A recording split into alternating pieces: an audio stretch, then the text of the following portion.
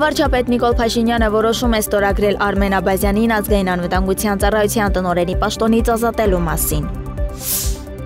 Փոխվարչապետ Մհեր Գրիգորյանն ընդունել է Արժույթի միջազգային հիմնադրամի հայաստանյան առաքելության նորանշանակ ղեկավար Ալեքսանդր Թիմանին։ Զրուցակիցները քննարկել են կապիտալի շուկայի, կանխիկի կրճատմանը, էլեկտրոնային առևտրի եւ թվայնացմանը վերաբերող հարցեր։ Մտքեր են փոխանակվել երկրում ներդրումային միջավայրի բարելավման, այդ թվում որակի ստանդարտների ներդրման ուղղությամբ հնարավոր բարեփոխումների շուրջ։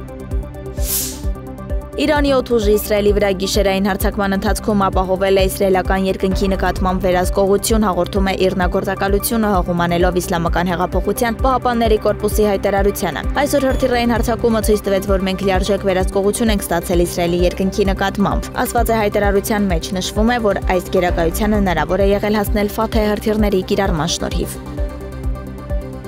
Եվրոպական դիվանագիտության ղեկավար Կայա Կալասը հայտարարել է, որ Եվրամիությունը մտադիր է 2027 թվականից ընդմիշտ հրաժարվել ռուսական գազից։ Ավելի վաղ Եվրահանձնաժողովը ուսումնասիրել է Ռուսաստանից վառելիքից լիակատար հրաժարվելու առաջարկները։ Եվրոպան արդեն զգալիորեն նվազեցրել է իր կախվածությունը, հիմա մենք ընդմիշտ փակում ենք գազից օրակը։ Ռուսաստանը այլևս չի կարողանա էներգիան որպես զենք օգտագործել մեր դեմ, գրել է Կայա Կալասն X-ի սոցիալական ցանցում։